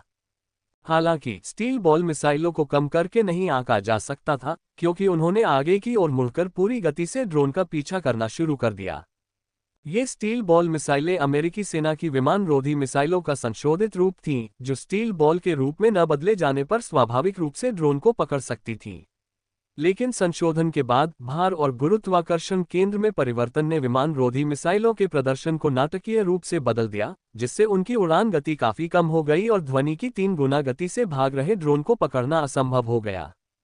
ड्रोन और अपने बीच की दूरी बढ़ती देख स्टील बॉल मिसाइलें खुद ही विस्फोट करने का विकल्प चुन सकती थीं, जिससे स्टील बॉल गोलियां वारहेड में जा गिरीं। हालांकि चूंकि ड्रोन पहले ही अपना घेरा छोड़ चुका था, इसलिए आकाश में फैली इन स्टील बॉलर से ड्रोन को कोई नुकसान नहीं पहुंचा। स्टील बॉल मिसाइलों से पीछा छुड़ाने के बाद ड्रोन ने गति बढ़ा दी और तेजी से ऊंचाई पर चढ़ता हुआ 30,000 मीटर की ऊंचाई तक पहुंच गया, फिर ध्वनि की गति से 3 गुना तेज गति से पूर्वी समुद्र की ओर बढ़ता रहा। तभी क्वांटम रडार ने चेतावनी जारी की, जमीन से लगभग 40 मिसाइलें और दागी गई थीं। क्वांटम रडार की स्कैनिंग के जरिए यान फेई ने देखा कि इन मिसाइलों का आकार स्टील बॉल मिसाइलों जैसा था, जो इस बात का संकेत था कि एक और लहर उसे फंसाने की कोशिश कर रही है। हालांकि ड्रोन पहले ही 30,000 मीटर की ऊंचाई पर पहुंच चुका था और इन मूल रूप से विमान रोधी मिसाइलों की अधिकतम सीमा भी 30,000 मीटर थी, जिसका मतलब था कि अंततः वे ड्रोन तक पहुंचने में नाकामयाब रहीं। जैसी कि उम्मीद थी, संशोधन के बाद न केवल उनकी गति कम हो गई, बल्कि उनकी उड़ान की ऊंचाई भी काफी कम हो गई। स्टील बॉल मिसाइलें 25,000 मीटर की ऊंचाई तक पहुंचने के बाद ऊपर नहीं चढ़ पा रही थीं और कोई और विकल्प न होने पर उन्होंने खुद को विस्फोटित कर लिया। हालांकि इस ऊंचाई पर विस्फोट से बिखरी स्टील बॉल गोलियों से 5,000 मीटर ऊपर उड़ रहे ड्रोन को कोई खतरा नहीं हुआ। स्टील बॉल मिसाइलों की इस लहर से बच निकलने के बाद ड्रोन समुद्र से ज्यादा दूर नहीं था। समुद्र में पहुंचते ही वह पानी के नीचे गोता लगा सकता था और तुरंत आगे के हमलों से बच सकता था। लेकिन तभी अचानक जमीन से 5 और मिसाइलें दागी गईं। ये पांचों मिसाइलें अविश्वसनीय रूप से तेज थीं और क्वांटम रडार की मदद से यान फेई को एहसास हुआ कि उनकी गति ध्वनि की गति से 8 गुना ज्यादा हो गई थी। ड्रोन ने पहले भी क्वांटम रडार और एक सहायक मस्तिष्क की मदद से ध्वनि की गति से 5 गुना तेज गति वाली विमान रोधी मिसाइलों को रोका था। इसने पहले कभी ध्वनि की गति से 8 गुना तेज मिसाइलों को रोकने का प्रयास नहीं किया था। ऐसा पहले कभी न करने के कारण ड्रोन को इन तेज गति वाली मिसाइलों को रोकने का भरोसा नहीं था। इसलिए ये 30,000 मीटर की ऊंचाई पर तेजी से उड़ता रहा और पाया कि वे मिसाइलें भी 30,000 मीटर की ऊंचाई तक पहुंच चुकी थीं और अभी भी ड्रोन का पीछा कर रही थीं। जब ड्रोन ने पहले दुश्मन की ओर से आ रही किसी मिसाइल का सामना किया था, तो उसने हवाई युद्ध में इस्तेमाल होने वाले आम लड़ाकू विमानों से बिल्कुल अलग युद्ध पद्धति अपनाई थी। चकमा देने, भागने के लिए गति बढ़ाने या नकली फ्लेयर्स छोड़ने के बजाय उसने मिसाइल के नजदीक आने का इंतजार किया ताकि अपनी नौसेना की तोप से उसे मार गिराया जा सके। पेरिस, फ्रांस के आसमान में स्टील बॉल मिसाइलों के हमले का सामना करते हुए ड्रोन ने इन मिसाइलों को पास आने दिया और जब वे जहाज पर लगी नौसैनिक तोप की सीमा में पहुंची, तभी ड्रोन ने उन्हें नष्ट करने के लिए विमान तोप के गोले दागे। जैसे ही स्टील बॉल मिसाइलें इतनी पास पहुंची और विस्फोटित हुई, स्टील बॉल की गोलियां मानो कोई देवी फूल बिखेर रही हो और स्वाभाविक रूप से घेरे में मौजूद ड्रोनों पर गिरी। विमान तोप के गोलों की प्रभावकारिता के कारण ही यान फेई ने धीरे धीरे जवाबी मिसाइल युद्ध के दौरान दुश्मन की मिसाइलों को पास आने देने की आदत विकसित की और कम दूरी की गोलीबारी में शामिल हो गए। हालांकि उन्होंने इस बात को नजरअंदाज कर दिया कि ड्रोन में मिसाइल रोधी एक और भी ज्यादा शक्तिशाली तरीका था, अवरोधन के लिए ऑन बोर्ड मिसाइलों का इस्तेमाल। freewebnovel.com। चाहे ड्रोन की एम 120 हवा से हवा में मार करने वाली मिसाइल हो या AGM 114 Hellfire missile, quantum radar के मार्गदर्शन में दोनों ही सबसे दुर्जय लंबी दूरी के प्रति मिसाइल हथियारों में से थे, जिनकी न्यूनतम आक्रमण सीमा 20 किलोमीटर से अधिक थी। 20 किलोमीटर की सीमा से आगे वह क्षेत्र बहुत विशाल था और स्टील बॉल मिसाइलें ड्रोन के चारों ओर घेरा नहीं बना सकती थीं। आखिरकार हवाई क्षेत्र इतना विस्तृत था कि उसे आवश्यक मिसाइलों की संख्या से घेरना असंभव था, जो एक खगोलीय आंकड़ा था। जब तक ड्रोन ने घेर लिए जाने से पहले एक दिशा में कई स्टील बॉल मिसाइलों को नष्ट करने के लिए मिसाइलों को लॉन्च किया और फिर घेरे से बचने के लिए इस अंतराल को तोड़ दिया, तब तक ये स्टील बॉल मिसाइल हमले से पूरी तरह से बच सकता था। इसलिए जब ड्रोन ने अपने आसपास मिसाइलों का पता लगाया तो उसने दोनों पक्षों के बीच की दूरी का अनुमान लगाया और तुरंत दो M120 हवा से हवा में मार करने वाली मिसाइलें दाग दी। क्वांटम रडार से निर्देशित ये दोनों M120 हवा से हवा में मार करने वाली मिसाइलें पूरी गति से पूर्व की ओर उड़ी और मात्र 10 सेकंड से भी कम समय में अपने रास्ते में आने वाली दो मिसाइलों पर हमला कर दिया। आकाश में जोरदार टक्कर हुई और परिणामस्वरूप एक जबरदस्त विस्फोट हुआ जिसने दोनों को नष्ट कर दिया। क्वांटम रडार ने आने वाली मिसाइलों के मलबे के बीच बड़ी संख्या में स्टील बॉल बुलेट्स को चारों दिशाओं में बिखरते हुए देखा। ये मिसाइलें दरअसल स्टील बॉल मिसाइलें थीं जिन्हें खास तौर पर ड्रोन्स का मुकाबला करने के लिए डिजाइन किया गया था। हालांकि उस समय ये स्टील बॉल मिसाइलें ड्रोन से 20 किलोमीटर से भी ज्यादा दूर थीं और चूंकि स्टील बॉल बुलेट सक्रिय रूप से प्रक्षेपित नहीं थी, इसलिए इनसे ड्रोन को कोई खतरा नहीं था। ड्रोन के मिसाइल हमले ने अभी भी बन रहे स्टील बॉल मिसाइल घेरे में दरार पैदा कर दी, जिसके बाद इसने गति पकड़ी और इस अंतराल से होकर उड़ गया। ड्रोन की अधिकतम उड़ान गति ध्वनि की गति से 3 गुना तक पहुंच गई। इसका त्वरण वास्तव में बिजली की तरह तेज था और इसने घेरे को तेजी से पीछे छोड़ दिया। हालांकि स्टील बॉल मिसाइलों को कम करके नहीं आंका जा सकता था, क्योंकि उन्होंने आगे की ओर मुड़कर पूरी गति से ड्रोन का पीछा करना शुरू कर दिया। ये स्टील बॉल मिसाइलें अमेरिकी सेना की विमानरोधी मिसाइलों का संशोधित रूप थीं, जो स्टील बॉल के रूप में न बदले जाने पर स्वाभाविक रूप से ड्रोन को पकड़ सकती थीं। लेकिन संशोधन के बाद भार और गुरुत्वाकर्षण केंद्र में परिवर्तन ने विमानरोधी मिसाइलों के प्रदर्शन को नाटकीय रूप से बदल दिया, जिससे उनकी उड़ान गति काफी कम हो गई और ध्वनि की 3 गुना गति से भाग रहे ड्रोन को पकड़ना असंभव हो गया। ड्रोन और अपने बीच की दूरी बढ़ती देख स्टील बॉल मिसाइलें खुद ही विस्फोट करने का विकल्प चुन सकती थीं, जिससे स्टील बॉल गोलियां वारहेड में जा गिरीं। हालांकि चूंकि ड्रोन पहले ही अपना घेरा छोड़ चुका था, इसलिए आकाश में फैली इन स्टील बॉलर्स से ड्रोन को कोई नुकसान नहीं पहुंचा। स्टील बॉल मिसाइलों से पीछा छुड़ाने के बाद ड्रोन ने गति बढ़ा दी और तेजी से ऊंचाई पर चढ़ता हुआ 30,000 मीटर की ऊंचाई तक पहुंच गया, फिर ध्वनि की गति से 3 गुना तेज गति से पूर्वी समुद्र की ओर बढ़ता रहा। तभी क्वांटम रडार ने चेतावनी जारी की, जमीन से लगभग 40 मिसाइलें और दागी गई थीं। क्वांटम रडार की स्कैनिंग के जरिए यान फेई ने देखा कि इन मिसाइलों का आकार स्टील बॉल मिसाइलों जैसा था, जो इस बात का संकेत था कि एक और लहर उसे फंसाने की कोशिश कर रही है। हालांकि ड्रोन पहले ही 30,000 मीटर की ऊंचाई पर था और इन मूल रूप से विमानरोधी मिसाइलों की अधिकतम सीमा भी 30,000 मीटर थी, जिसका अर्थ है कि अंततः वे ड्रोन तक पहुंचने में असफल होने ही वाले थे। freewebnovel.com। जैसी कि उम्मीद थी, संशोधन के बाद न केवल उनकी गति कम हो गई, बल्कि उनकी उड़ान की ऊंचाई भी काफी कम हो गई। स्टील बॉल मिसाइलें 25,000 मीटर की ऊंचाई तक पहुंचने के बाद ऊपर नहीं चढ़ पा रही थीं और कोई और विकल्प न होने पर उन्होंने खुद को विस्फोटित कर लिया। हालांकि इस ऊंचाई पर विस्फोट से बिखरी स्टील बॉल गोलियों से 5,000 मीटर ऊपर उड़ रहे ड्रोन को कोई खतरा नहीं हुआ। स्टील बॉल मिसाइलों की इस लहर से बच निकलने के बाद ड्रोन समुद्र से ज्यादा दूर नहीं था। समुद्र में पहुंचते ही वह पानी के नीचे गोता लगा सकता था और तुरंत आगे के हमलों से बच सकता था। लेकिन तभी अचानक जमीन से 5 और मिसाइलें दागी गईं। ये पांचों मिसाइलें अविश्वसनीय रूप से तेज थीं और क्वांटम रडार की मदद से यान फेई को एहसास हुआ कि उनकी गति ध्वनि की गति से 8 गुना ज्यादा हो गई थी। ड्रोन ने पहले भी क्वांटम रडार और एक सहायक मस्तिष्क की मदद से ध्वनि की गति से 5 गुना तेज गति वाली विमानरोधी मिसाइलों को रोका था। इसने पहले कभी ध्वनि की गति से 8 गुना तेज मिसाइलों को रोकने का प्रयास नहीं किया था। ऐसा पहले कभी न करने के कारण ड्रोन को इन तेज गति वाली मिसाइलों को रोकने का भरोसा नहीं था। इसलिए ये 30,000 मीटर की ऊंचाई पर तेजी से उड़ता रहा और पाया कि वे मिसाइलें भी 30,000 मीटर की ऊंचाई तक पहुंच चुकी थीं और अभी भी ड्रोन का पीछा कर रही थीं। क्वांटम रडार ने उस इलाके की छानबीन की और तुरंत नीचे ढलान पर छिपे 6 मिसाइल प्रक्षेपण यान खोज निकाले। पीछा करने वाली मिसाइलें इन्हीं यानों से प्रक्षेपित की गई थीं। इन मिसाइलों के जबरदस्त प्रदर्शन से यान फेई को तुरंत एहसास हो गया कि नीचे मौजूद मिसाइल प्रक्षेपण यान THAAD सिस्टम ही थे, जो आज रात के लिए उनका ऑपरेशनल टारगेट था।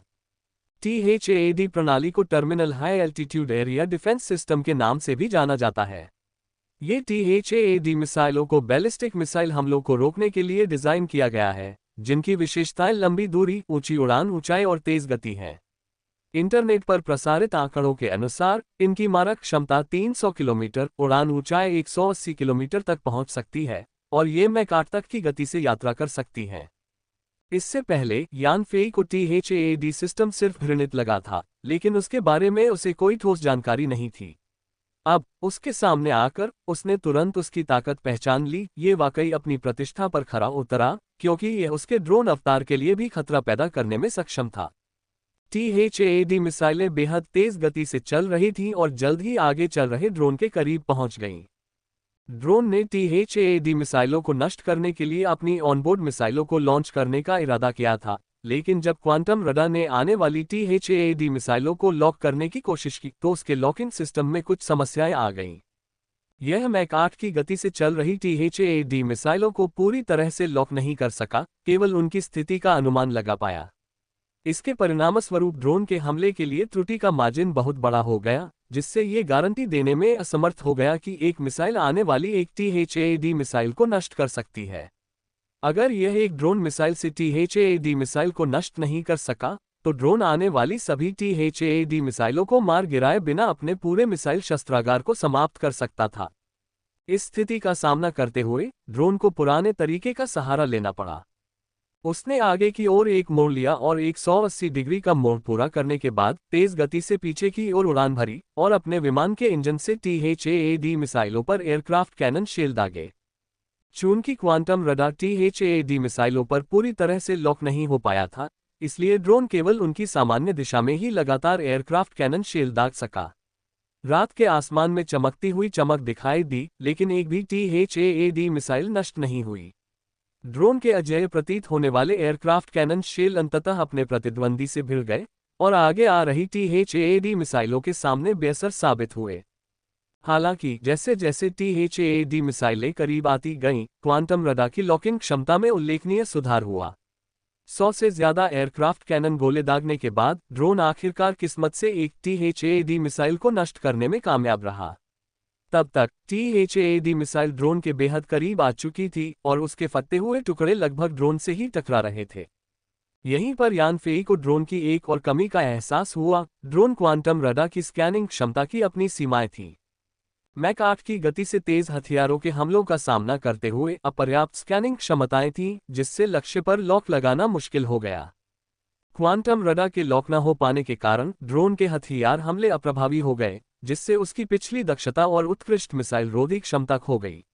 अब तक ड्रोन ने जिन मिसाइलों का सामना किया था वे बहुत तेज नहीं थी, इसलिए क्वांटम रडार की स्कैनिंग क्षमता पर्याप्त से ज्यादा थी, जिससे वह उनका बखूबी सामना कर सका।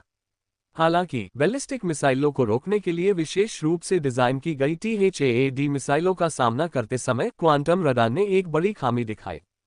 क्वांटम रडार की स्कैनिंग में आई कमी के बारे में यानफी कुछ नहीं कर सकता था, क्योंकि उस समय इसे बदलना नामुमकिन था।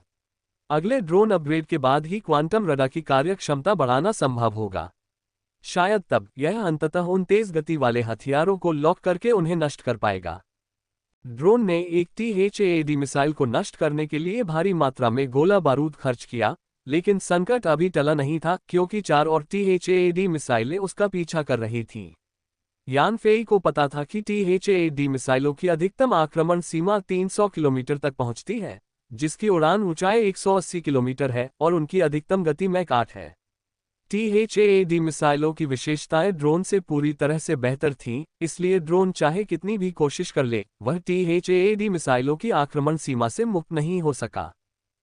जमीन पर THAAD सिस्टम में 6 मिसाइल प्रक्षेपण यान थे, जिनमें कुल मिलाकर कम से कम 60 मिसाइलें थीं। अगर THAAD मिसाइलें लगातार प्रक्षेपित और ऊपर उठती रहीं, और अगर ड्रोन को एक THAAD मिसाइल को नष्ट करने के लिए 100 से ज्यादा एयरक्राफ्ट कैनन शेल्स की जरूरत पड़ी, तो ड्रोन की हथियार प्रणाली जल्द ही THAAD मिसाइलों के कारण पूरी तरह से नष्ट हो जाएगी, जिससे ड्रोन नष्ट हो जाएगा।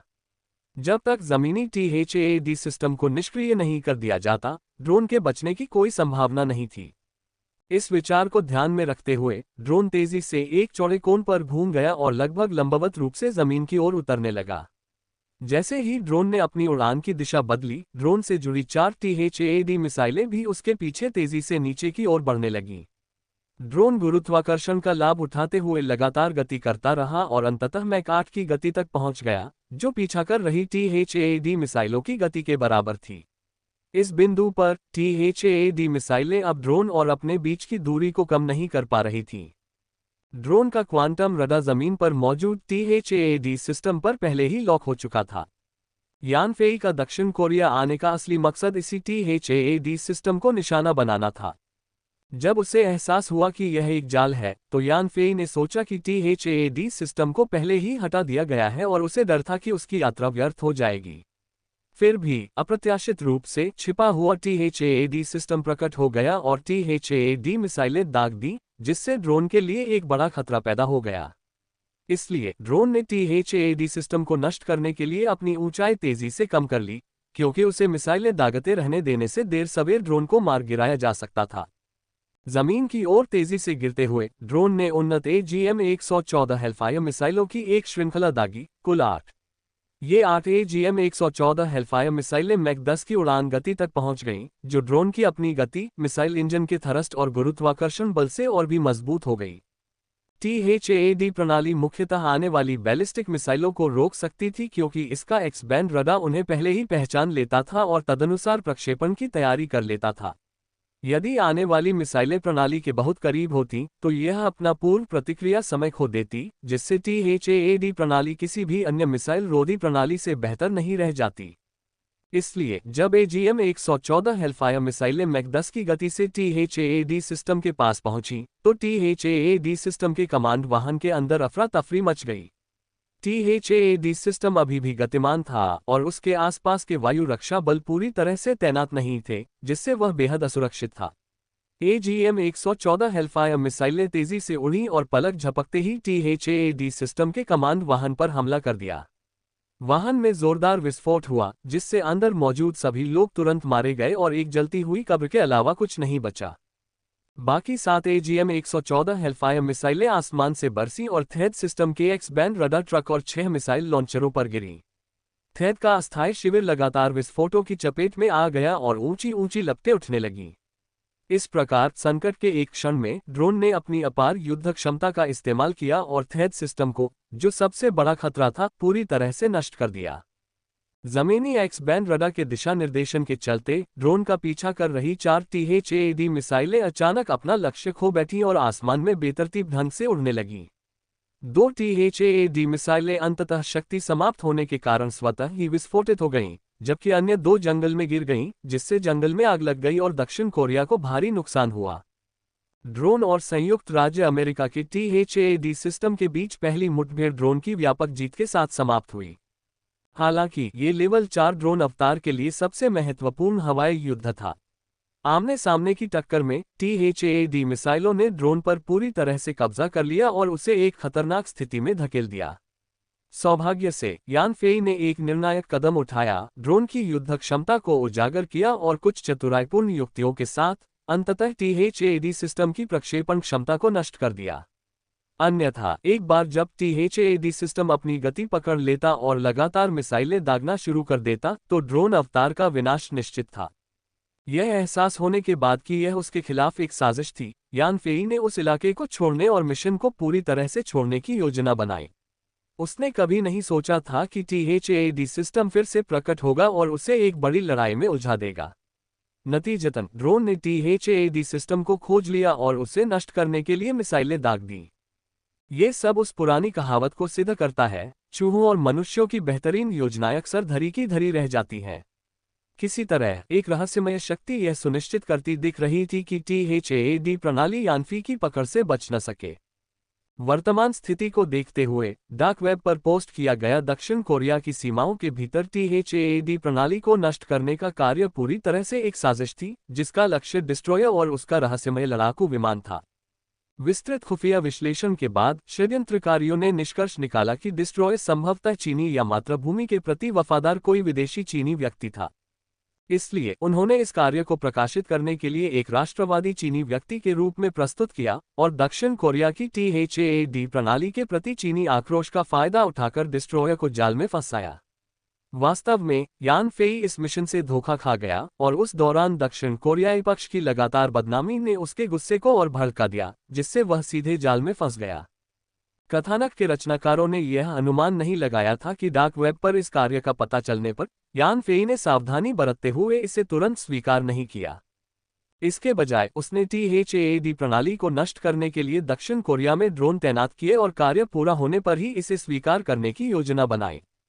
परिणामस्वरूप रचनाकारों को ये पता नहीं था कि विध्वंसक ने चारा खा लिया है या नहीं और वह यहाँ आएगा या नहीं, जिससे स्वाभाविक रूप से वे जाल को हर समय सही स्थिति में बनाए रखने में असमर्थ हो गए। आखिरकार एक जाल को लगातार सही स्थिति में रखने के लिए विशाल संसाधनों और जनशक्ति की आवश्यकता होती है।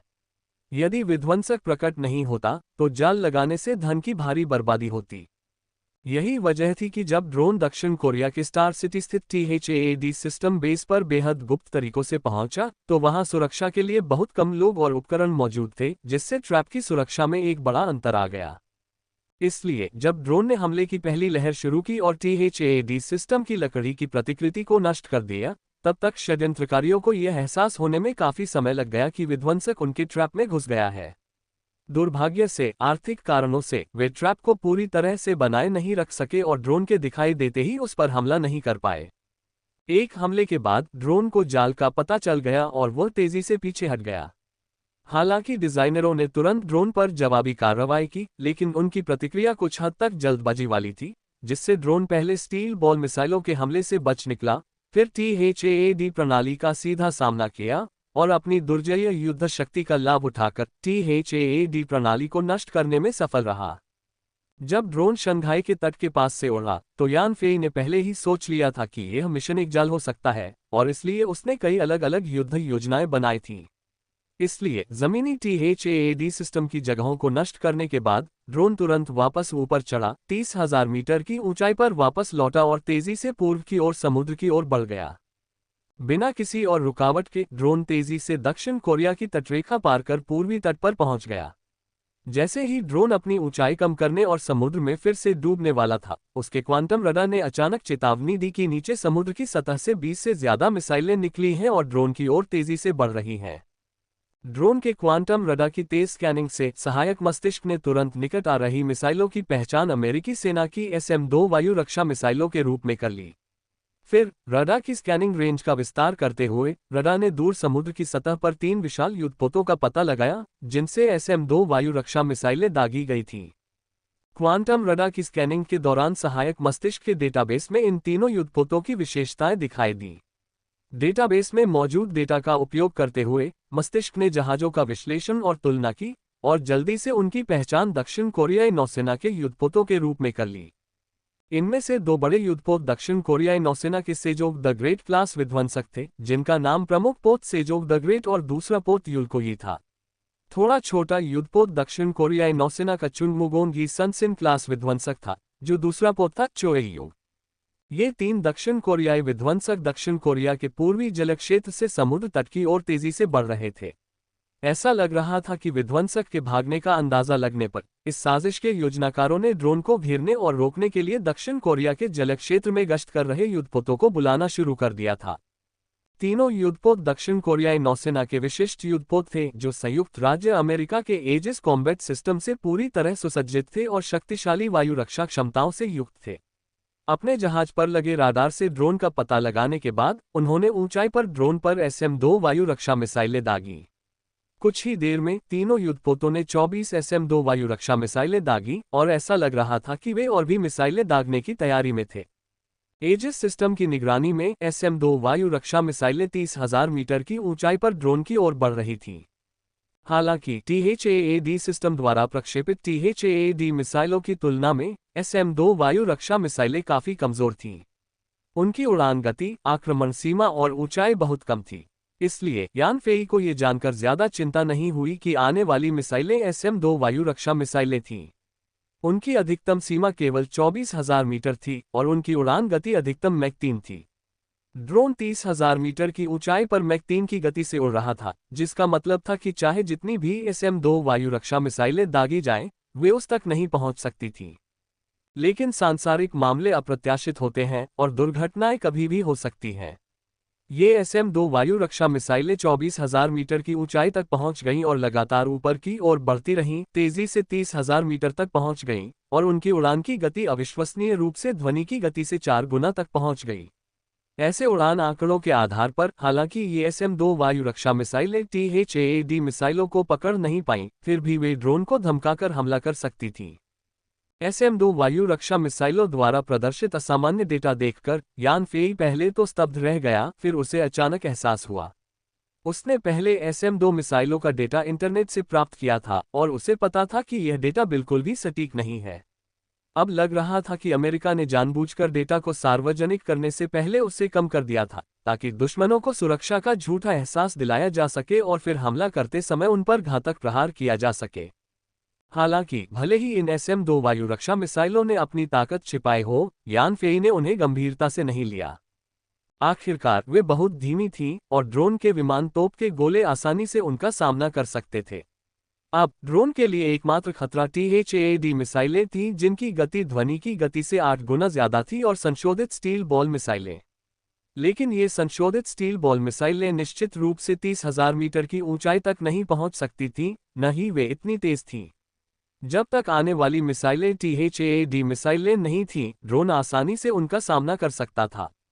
लेकिन अचानक यान फेई को कुछ सूझा, इसलिए उसने तुरंत युद्ध योजना में बदलाव किया। उसने आने वाली मिसाइलों को मार गिराने के लिए जहाज पर लगी नौसैनिक तोप का इस्तेमाल करने का तरीका नहीं अपनाया, बल्कि ड्रोन का अगला हिस्सा फिर से नीचे किया और तेजी से दूर समुद्र की सतह की ओर उतर गया। दूर से ड्रोन को लगभग लंबवत तेजी से नीचे उतरते देखा जा सकता था, और ड्रोन के पीछे SM-2 वायु रक्षा मिसाइलों की लपटों की एक लंबी श्रृंखला चल रही थी, जो एक अंतहीन उग्र अजगर की तरह लग रही थी। ड्रोन की गति बढ़ती गई और वह समुद्र की सतह के और करीब आता गया, लेकिन उसकी गति कम नहीं हुई। ड्रोन सीधे समुद्र में गिरा, जिससे छींटे पूरी तरह से दब गए और फिर समुद्री जल में गायब हो गया। जैसे ही ड्रोन समुद्र के ऊपर गायब हुआ, उसका पीछा कर रही SM-2 वायु रक्षा मिसाइलें लगातार समुद्र की सतह पर टकराईं, जिससे भयंकर विस्फोट हुए और पानी के विशाल गुबार उठे, और विस्फोटों में दर्जनों मासूम मछलियां मर गईं। समुद्र में प्रवेश करते ही ड्रोन तेजी से समुद्र तल पर 600 मीटर की गहराई तक गोता लगाता हुआ 10 किलोमीटर से ज्यादा की दूरी तय करता हुआ समुद्र तल पर स्थिर हो गया। हालांकि ड्रोन ने अपना क्वांटम रडार चालू कर रखा था, जो समुद्र की सतह पर लगातार नजर रख रहा था। जल्द ही 3 दक्षिण कोरियाई विध्वंसक उस स्थान पर पहुंच गए जहां ड्रोन अभी अभी पानी में उतरा था। उनके रडार उपकरण अपर्याप्त थे और वे ड्रोन के पानी में प्रवेश की बारीकियों को स्पष्ट रूप से नहीं देख पा रहे थे। यह नहीं जानते थे कि ड्रोन उनकी मिसाइलों से नष्ट हुआ था या वह अपने आप पानी में चला गया था। इसलिए उन्होंने लगातार उस क्षेत्र का चक्कर लगाया और खोजबीन की, लेकिन कुछ नहीं मिला, और फिर उस स्थान पर गहरे पानी के बम गिराने शुरू कर दिए जहां ड्रोन डूबा था। कुछ देर के लिए पूरा समुद्री क्षेत्र दबी हुई धमाकों की आवाजों से भर गया, और धमाकों से पानी के स्तंभ ऊपर उठे, जिससे कई निर्दोष मछलियां मर गईं। गहरे पानी के बम लगातार फट रहे थे, लगभग पूरे समुद्री क्षेत्र को अपनी चपेट में ले रहे थे, लेकिन बमों के विस्फोटों के अलावा समुद्र के नीचे कोई और हलचल नहीं थी। जल्द ही 3 दक्षिण कोरियाई युद्धपोतों ने उस क्षेत्र में सैकड़ों गहरे पानी के बम तैनात कर दिए। फिर उन्होंने गहरे पानी के बम गिराना बंद कर दिया, और जैसे ही समुद्र की सतह शांत हुई, उन्होंने छोटी पनडुब्बियां छोड़नी शुरू कर दी। उनका इरादा इन पनडुब्बियों का इस्तेमाल करके समुद्र की सतह के नीचे जाकर स्थिति का निरीक्षण करना था, और ये देखना था कि क्या विध्वंसक का रहस्यमय विमान वास्तव में नष्ट हो गया है। अगर रहस्यमय विमान वास्तव में नष्ट हो गया होता, तो वे उस रहस्यमय विमान का मलबा हासिल करने की कोशिश करते। 3 दक्षिण कोरियाई विध्वंसक जहाजों के कारण मची हलचल में आधा घंटा लग गया। ड्रोन समुद्र तल से उनकी गतिविधियों पर कड़ी नजर रख रहा था, और जब उसने देखा कि उन्होंने गहरे पानी में बम गिराना बंद कर दिया है, तो उसने तुरंत ड्रोन चालू कर दिया और तेजी से 3 दक्षिण कोरियाई युद्धपोतों की ओर बढ़ गया। लेवल 4 ड्रोन के पानी के नीचे जाने पर उसका शोर बहुत कम था, लगभग समुद्र की पृष्ठभूमि की आवाज के बराबर। विशेष उपकरणों के बिना ड्रोन की उपस्थिति का पता लगाना व्यावहारिक रूप से असंभव था। इसलिए जब ड्रोन 3 दक्षिण कोरियाई युद्धपोतों के पास पहुंचा तो उसका पता ही नहीं चला। फिर ड्रोन अचानक सतह पर आया और सेजोव द ग्रेट से 20 मीटर से भी कम दूरी पर दिखाई दिया। हवा में उठा, समुद्र की सतह से 1 मीटर ऊपर मंडराता रहा, और पास के सेजोव द ग्रेट पर एक उन्नत AGM-114 हेलफायर मिसाइल दागी। समय के साथ तीनों दक्षिण कोरियाई युद्धपोत कुछ हद तक लापरवाह हो गए थे। ड्रोन का पता न लगा पाने के कारण उन्होंने मान लिया था कि वह रहस्यमय विमान या तो उनकी मिसाइलों से नष्ट हो गया होगा, या फिर यह जानते हुए कि वह उनसे आगे निकल गया है, समुद्र तल से भाग गया होगा। उन्हें अंदाजा नहीं था कि ड्रोन उनके बिल्कुल पास था और ज्यादा दूर भी नहीं गया था। अब सही मौके का इंतजार करते हुए वह अचानक सतह के नीचे से निकल आया और उन पर अप्रत्याशित रूप से मिसाइल हमला कर दिया। ड्रोन मिसाइल के प्रक्षेपण के क्षण ही सेजोग द ग्रेट ने खतरे को भांप लिया। उसने बचाव के लिए युद्धाभ्यास शुरू कर दिया और जवाबी हमले की तैयारी की। लेकिन ड्रोन सेजोग द ग्रेट के बहुत करीब था, जिससे बचना लगभग असंभव था। इसके अलावा ड्रोन बहुत नीचे उड़ रहा था, लगभग समुद्र की सतह को छू रहा था, और चूंकि उसकी स्थिति सेजोग द ग्रेट की स्थिति से लगभग ओवरलैप हो रही थी, इसलिए युद्धपोत के पास उस समय ड्रोन पर हमला करने के लिए कोई उपयुक्त हथियार नहीं था। इस बीच अन्य दो दक्षिण कोरियाई युद्धपोत सेजोग द ग्रेट के विशाल शरीर के कारण अवरुद्ध हो गए, जिससे ड्रोन पर स्पष्ट रूप से हमला नहीं हो सका।